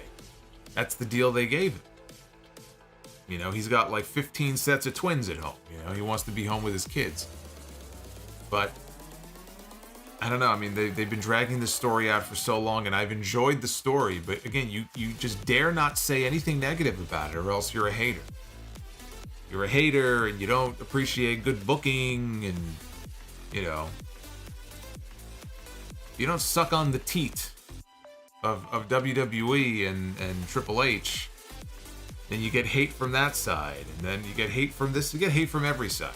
See, that's how I know I'm doing a good job, is because I get hate equally from both sides. If I was only getting hate from one side, I would kind of second guess myself, and I would say, well, maybe I am being a little biased here to one side over the other. But I'm getting it from every angle lately. I don't know what it is. Everyone's coming after me. I had one guy say, you know, wishing death upon family members earlier. Yeah. That's a real thing that happened. Because of an opinion, because of a wrestling opinion I had. They wished death upon family members of mine. So this is the sickness that runs through the heads of many wrestling fans, unfortunately. ABK with a $10. See, I misread that. I thought it was another 101. I saw the 101. I was like, wait, when did that come in? That's a $10.16 super chat. I want to ban for AEW Collision, but don't have the option for it. Please ban me, CM Punk. Well, ABK, just for you, you are hereby banned from Collision. So do not even attempt to come to the building. You will be turned away by Atlas Security. They will send you away, or they will sick Larry the dog on you. One or the other. Marquand 1976. Hey Solo, please do the SmackDown theme again. The SmackDown theme? Which one are you talking about? You talking about the That's the song. Best song ever. No words, just grunts. I hear people in the gym working out on the bench who sound like that sometimes. It's crazy. Hey, Misfit Mountains, buy, sell, rent, Extreme Rules, Street Fight, No Holds Barred. No Holds Barred. I'm partial to No Holds Barred because I like the movie. I'll buy on No Holds Barred. I'll rent on Street Fight. Extreme Rules is just stupid. Extreme Rules is just fucking dumb. So we'll put that last. That's that PG shit. Groovy Goose, you're the best, my friend. Keep up the groovy work. Hey, Groovy Goose, stay groovy. Ode to the J. I'm not even supposed to be here today. Thank you for the $7. Peter Quartieri with the $4.99. The Real World Champion BS with Punk is a ripoff of the Flair Real World Champion angle in the WWF back in 1991. Well, yeah, it is, but you could also say that it's replicating his own angle from the summer of 2011 when he won the title, went away for, what, 2 weeks? If that long, and then came back and John Cena was the champion, and so he was the real champion. And Krauser with the $2. So Lita helps Becky win by taking out Zoe. We have not seen Lita, I guess, since they attacked her. And I thought we were going to get a tag team match, and then Lita just disappeared. So I don't know. I mean, it's possible, but I don't know. I don't really get the sense that they have any plans for Lita. But yeah, you know Zoe is going to try to get into the cage. Lita shows up maybe and stops her. I could see that. Dr. Bropio, I think Moxley and Orange Cassidy main event, but I could be wrong. Well, I would hold off until we find out how this strap match angle is going to play out and who is going to actually be wrestling Ricky Starks. Because depending on who that person is, and again, if not Punk, I don't know, Punk or Hangman, those are the names I keep coming back to. It could be that match, but if not, yeah, I mean, the way they built that matchup, the international title match on Wednesday, it sure felt like the main event of that show. And Chris AXC, don't like Charlotte, huh? Neither do I, LOL. So how about Punk back to WWE or Brock to AEW? What's moving the needle more there? What's moving the needle more? Punk to WWE, because Punk is going to be more available if he goes back there. He's going to be working more dates. He's going to be on television more. Brock goes to AEW. He's doing a match every now and then, and I don't really think that's going to move the needle as much. It might, as far as like a paper, like one big pay-per-view buy rate. But I think Punk is just going to be around more often. So, Dylan Taylor, do you think All Out could have been discounted a little for Sunday? No, because that's something that's out of their control. Tony Khan even talked about how he wanted to try to come up with some kind of bundle for the two pay-per-views at a reduced price. And apparently it was an issue with the cable carriers, the pay-per-view companies. They just don't play nice. And he wasn't able to kind of get them all on the same page, so I don't think that's something they would have gone for. And Keyshawn Johnson, how would McMahon handle the AEW drama? It never would have gotten to this point. Yeah, I could see 30 years ago something like that happening in WWE. Like we had Brett and Shawn getting into backstage scuffles and stuff. In today's WWE, as it is today, if something like that happened, it would happen once and it would not happen again. So if that happened in WWE, how would Vince handle it? I think Vince would take decisive action, whatever that action is. Whoever he feels is most responsible for these issues, even if it was one of his bigger names, if he felt they were causing problems and drama and issues and talking back to the boss and stuff, then that person's not going to be there anymore. Because in WWE, everybody is disposable, right? Except maybe Roman Reigns. Everybody is disposable. As Punk himself once said when he cut the pipe bomb promo, right? He's just the cog in the wheel. The machine keeps going. I don't think they would have any tolerance for it. I really don't. Kobio, $4.99. Idea. Later, after Cody wins the title from Roman, he loses it to Logan Paul, who serves as a traditional champion so someone else like LA Knight can win it. Logan Paul could hold one of the two titles one day. I could see him holding the World Heavyweight title on Raw. I would not have Cody losing the title to Logan Paul. That's just not what I would do. And Dr. Bropio, Sports and Things News says OC versus Mox confirmed. What the hell is Sports and Things News? What the hell is that? Wait, breaking news. We have breaking news here. There's a my favorite Twitter account. My favorite Twitter account here. Girls, Beer, Drugs, and Stuff is reporting that Omega and Takeshita will be headlining All Out. If they say it, then it has to be true.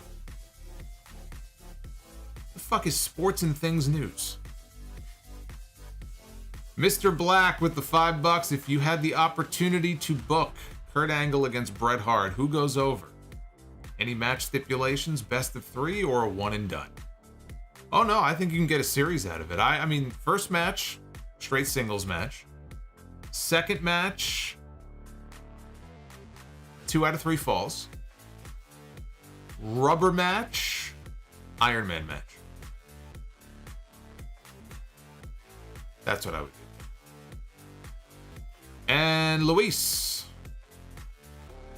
says, at least we got Jason Jordan on TV tonight. Dr. Bropio says, a member in out chat, I misspelled his name. Oh, in our chat. Oh, I see. Okay, somebody in the chat. I thought that was like a Twitter account or something that you're getting your new. I'm saying you need a better, you need some better news sources here. Well, I mean, if somebody in the chat says it, then my God, I mean, it must be true. Submission match. Yeah, you could do. Yeah, I mean, look, Brett obviously had the sharpshooter. You could do a submission match. I like the idea, though, of best 2 out of 3 fall. Even like a 30-minute Iron Man match. It doesn't even have to be 60. It could be a 30-minute Iron Man match. Dev to Dust. I had a dream. You taught my class trigonometry. Giving me more jobs, I see. So now I'm a teacher. I don't work enough jobs as it is. I've got like 3 or 4 jobs already. Now you want me teaching trigonometry? What's wrong with you? Hey, Dev to Dust, thank you, brother. That's a new one. I've never heard that one before. Trigonometry. If you have me teaching trigonometry, I feel sorry for the people in that class. You ain't gonna learn much. Polaris, I do. Polaris, I absolutely think that one day we will get a Dark Side of the Ring episode on CM Punk and AEW. It'll be a few years from now, but I think that episode is eventually coming. Angel Silva with the $4.99. Hey, Angel, what's going on? CM Punk is low-key ghetto. He can't win an argument, so he resorts to brawling so he can get his point across. Also, rate AJ's year-long title reign. Hey, Darth Panic has got the Red Skull. Been a channel member for 19 months. Thank you, Darth.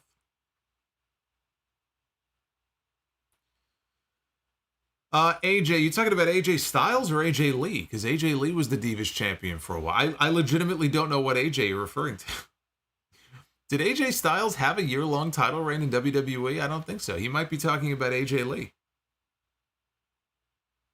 AJ Lee, as I recall, again, I don't know if that's who you're talking about, but AJ Lee had a pretty good run as the Divas champion there before she lost the title to Paige. We got Dr. Bropio, almost 30. I'm tired. I work with children. Best always. Drop it in with 10. Now, he meant AJ Styles? Okay, I'm telling you, man, you got to specify what AJ you're talking about. He's like AJ. Did AJ Styles have a year-long title reign? I didn't really... Okay, maybe you're right. 2017 to 2018. I didn't realize it was that long. Well, I'm trying to think. In that run that he had, right, that was the one where he defended against Nakamura, right, at WrestleMania 34. You know what? I honestly, I don't remember too much as far as the different opponents he had, other than the Nakamura match at WrestleMania. I know I don't really have a great recollection of it. I don't. So wait, he after he beat Jinder, I got it. Okay, so he beat Jinder the week before Survivor Series. He had the match with Brock Lesnar, which was a great match, right? Not for the title, but he had a great match with Brock. I love that match. I love the Brock Daniel Bryan match from 2018. So then AJ defended against Nakamura at WrestleMania. I felt their matches got progressively better. The WrestleMania match was actually kind of disappointing. But progressively, the next set of matches they had were better. But then after that, it's all kind of a blur. I don't even remember who he lost the title to. He did lose to Bryan, though, on television, right? Didn't he lose to Bryan Danielson on SmackDown? Yeah, you know what? I guess it would have been right before Survivor Series. Same thing. He beat Jinder on television before Survivor Series, and then the year after that, Bryan beat him right before Survivor Series. Yeah. I don't remember anything much beyond that, though. People mentioning Samoa Joe. Was he the champion during that, though? With the whole Wendy thing? Well, Wendy! Oh, Wendy! All right, yeah, I guess AJ was the champion. I don't know, man. You ask me questions about shit from fucking 35 years ago, I can rattle them off like that. You ask me about a title reign from 7 years ago, 6 years ago, I have no fucking idea. I don't know. Everything kind of blends together now. There's just so much. It's all kind of like a blur to me now. Thunder Force, if Brett didn't have to retire in 2000 and came back to WWE during the invasion, who do you put him with at WrestleMania 18? I put him with Kurt. Bret Hart against Kurt Angle in Toronto at WrestleMania. That's the match that I do. I think Kurt wrestled Kane on that show, which was kind of a waste of Kurt's talents. The one good match really good Kane Kurt Angle match was a US title match on SmackDown, which might have been in 2001. But man, if he's healthy and he's in the company, I'm doing Kurt Angle and Bret Hart at WrestleMania 18. And imagine that card. Hulk Hogan against The Rock in Toronto, Bret Hart against Kurt Angle. There you go. Fuck Triple H, man. Triple H and Chris Jericho way down that list. Way down that list. We have got Best Always with the $10. In your 7-minute promo on Twitter, you used the perfect word for Punk's situation, frustration. I am a fan of the guy and glad he came back. The whole situation sucks. Yeah, the whole situation does suck. There was a lot of genuine excitement to see him back. I still remember when Punk came back at the United Center on that Rampage show. The reaction is one of the loudest ovations I've ever heard anybody get ever in wrestling. And so there was so much goodwill and there was so much excitement, and he wrestled Darby and then he wrestled Eddie Kingston and he had the feud with MJF, and things were going along pretty well there until they weren't. And when they got bad, they got bad. So it really is a shame that things have worked out the way that they have. And I think that if he had the opportunity to go back and probably wave a wand and undo everything that happened, I think he would. But when you're dealing with personality, you're dealing with egos and you're dealing with very stubborn individuals, And Punk strikes me as being a very stubborn person. It's hard to go back. It's hard to go back and change the past or make up for it. It's just... I just think back to the beginning of that scrum last year. He wins the championship. He's hurt. He has the torn tricep. Whether he knew it or not, I don't know. I think he knew he was hurt. I don't know if he knew he tore his tricep.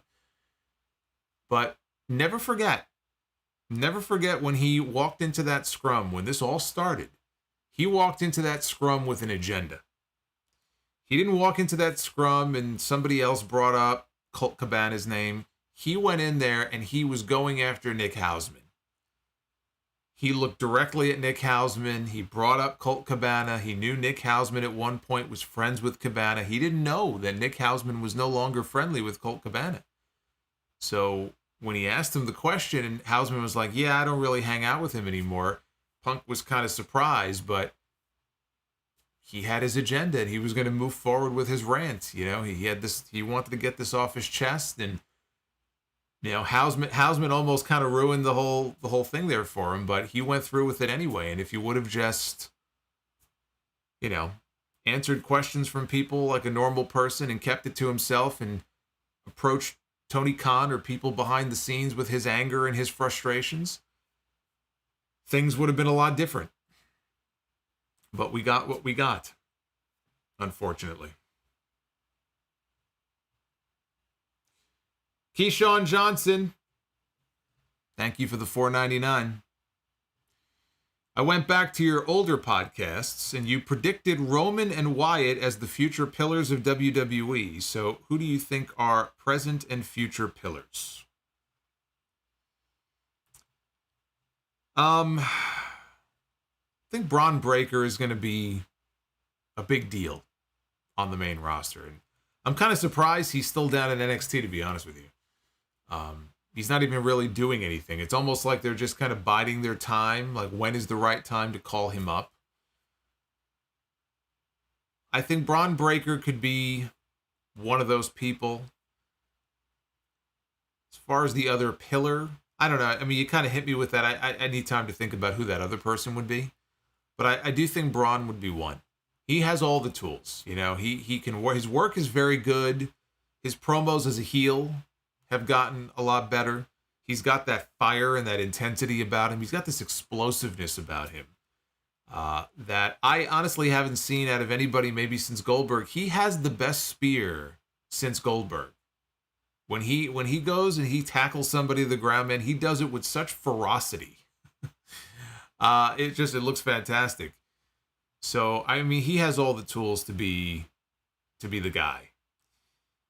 And there's a lot of other talented people in NXT right now. I mean, look, Carmelo Hayes is talented. Do I see him as a pillar? Maybe not. Trick Williams is coming along really well. He's still very, very green. But he's charismatic. His work is coming along well. Yeah, he's already a big fan favorite. The people like the guy. He's got the size that they probably like. A lot of that is going to depend on his development, I think. And he definitely needs more seasoning in NXT. So there is some potential. I hate even using that word, pillars, the whole AEW thing, but they got some diamonds down there. I think you just need to give them more time to develop. Looking at the main roster right now and who's on the main roster, they got a lot of younger guys. Waller, Theory, we saw some of them tonight. I don't see him as a pillar. LA Knight, no. There are guys who are just too old to consider pillars, that I would see years and years from now. That's not an LA Knight, that's not anybody like that. Yeah, I don't know. It's tough. Gunther is a fantastic kind of final boss type heel, but he's not going to be the pillar of the company. Seth Rollins, he's already been there for so long. He's not going to be the pillar of the company. So I'm trying to think of younger guys. So we'll keep it to Braun right now. I got to think more about that. It's a good question, though. Yeah, I really did. I thought Roman and Bray were going to be kind of 1A and 1B. And I got it half right, at least. Anyway, thank you guys for the Super Chat love. Very much appreciated. The goal tonight for Be the Booker was 400, and we are currently sitting at 450. Like a 450 off the top rope. Rhea Ripley. There you go. Rhea Ripley as a pillar of the company. Rhea Ripley is dying to wrestle the men. She's always talking about how she wants to wrestle the men. She wants to just, kick their ass. Maybe Rhea Ripley will be a pillar of this. She's certainly going to be a pillar of the women's division. She already is. So, I would say you put Rhea on that list as well. I think that's fair. All right, let's be the Booker. Ladies and gentlemen, it is now time to be the Booker. There's my Botchamania moment. Look at this. I'm getting ahead of myself with the buzzer. All right. Be the Booker. See, we all make mistakes. What I say earlier, right? No one's perfect. We all make mistakes. Let's hope we don't hear that noise again. Let's do better than we did on the other, what was it, Wednesday night? We won 1 for 3, I think. A bad omen. Is it a bad omen? I hope not. We begin with, oh, that's not a bad omen. That's a great omen right there. That's Bret the Hitman Hart is who that is. The excellence of execution. We were just talking about him just a couple of minutes ago. I mean, there's no way this could be anything but a bell. I mean, come on. Come on. Bret Hart is going to go one-on-one with Brian Pillman. And had Pillman stuck around, had he lived, perhaps that could have been a match at some point. Pillman wanted to go back to WCW. Bret was in WCW by that point. We could very well have gotten Bret Hart against Brian Pillman, but in a WCW ring. But unfortunately, it was not to be.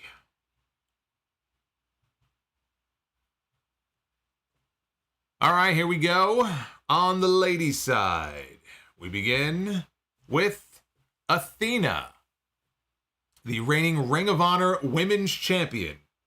It is an absolute sin that she is hidden away in Ring of Honor. She should be in the AEW Women's Division right now. Her talents are being wasted. She should be on television, not behind a paywall. That's the end of my rant. Athena against Michelle McCool.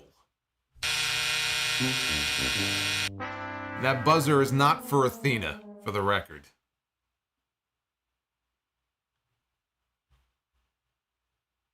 Let's break the tie. Let's end on a happy note, please, for the love of God. Tag team Be the Booker. Hey, David Smith. David Smith just subscribed to the channel. He's looking at this going, what the hell have I stumbled upon here? It's Be the Booker. That's what it is. Thank you, David. All right, here we go. Stone Cold Steve Austin and Dude Love, the former WWF Tag Team Champions. The odd couple pairing of Austin and Dude Love, an unlikely duo. Taking on Los Conquistadors. Austin and Dude Love against Los Conquistadors. And the reason I'm giving that the bell, you might be going, why would you give that the bell? Because do you know? Let's do some trivia here. Do you know who was underneath the gold mask and the gold costumes, wearing those tag team titles here in this photo? Do you know who that is? Boy, that Los Hombres. Yes, I bell that. Of course I bell that. Do you know who's in those costumes? Does anybody remember? Come on. Hey, thank you. Thank you.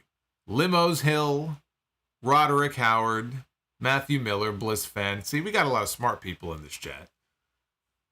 That's Edge and Christian. Edge and Christian against Steve Austin and Dude Love. You don't think I'm going to give that the bell? Even in costume, Edge and Christian against Austin and Dude Love would be awesome. I would have loved to have seen that match. Los Conquistadores. They should be in the Hall of Fame.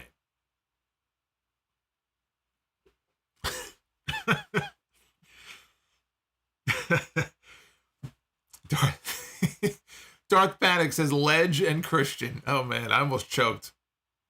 I almost died here on the air. All the Punk fans would love that. Ledge and Christian. What the fuck? Ledge and Christian. I love it. I love it. It could happen. Hey, look, in AEW, one of these days, we could get Ledge and Christian together. I love it. Ledge and Christian.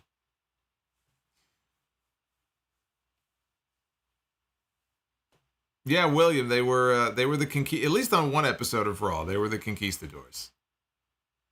See? I remember that, but I couldn't tell you half of who AJ Styles defended his title against in 2017.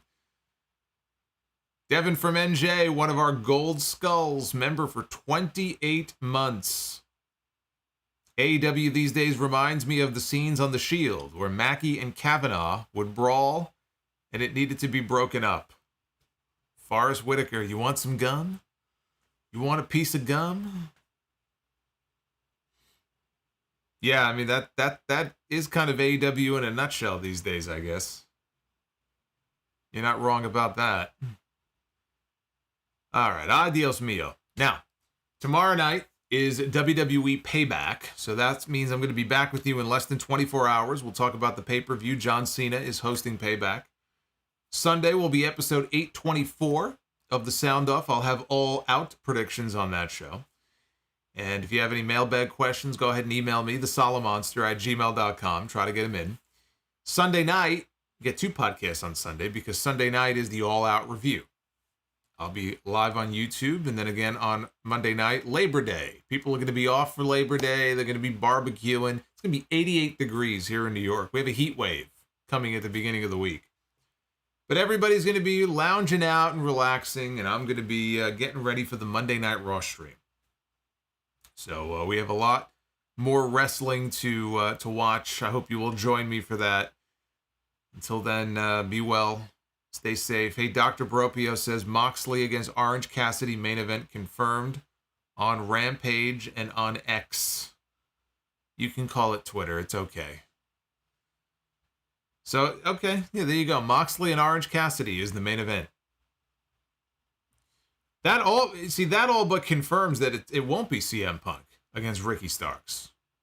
Because if it was Punk against Starks, then that would be the main event.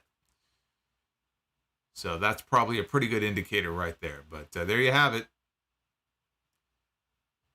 Do I have a lantern bug infestation? You know, it's funny you mentioned that because all over the city, including here where I am, even right outside the house here, we've had the spotted lanternfly. I don't know if any of you have heard about this, if you're not in New York. We have been infested. Last summer it was pretty bad too, and then they came back again. I've really noticed it in the last few weeks. We have the spotted lanternflies, and they literally have spots on their wings, and they're telling everybody if you see them, destroy them. Don't be afraid. Kill them because they're an invasive species. They go after plants and trees. So they actually give people permission. They urge people, if you see them, step on them, squash them, kill them, burn them, do whatever you need to do. And they say, you know, just be aware that they are very gooey. So when you squash them, it's as if there's like almost like a sticky substance or whatever. It's almost like squashing a grape. That's how they describe it. But they tell people, yeah, please kill them. And the problem is when I see them, they're usually on my car or they're like on top of something. It's one thing if it's on the ground and you just sort of step on it. And I don't like, you know, anything gooey, anything that's going to fucking explode. Like, I don't want any part of that. I don't want to get that on my shoe. But yeah, we got them all over the place. They're everywhere. They're everywhere. Hopefully, as the weather gets cooler, though, maybe they'll fly away somewhere. As long as we don't get one here in the house. I don't think you guys want to see me streaming here talking about All Out on Sunday night when all of a sudden a spotted lanternfly appears behind me and I have an absolute freak out. And I pop out of my chair, I knock over the camera, everything gets knocked over. Fucking camera's aimed up at the ceiling. All you hear in the background is just screaming and shrieks. It would be a whole thing. So let's hope that doesn't happen. Yeah, look them up, though. If you want to know what it looks like. Spotted lanternfly. I'm going to have nightmares about these things now. On that note, sweet dreams, everybody. I'll see you for the Payback review tomorrow night. Take care.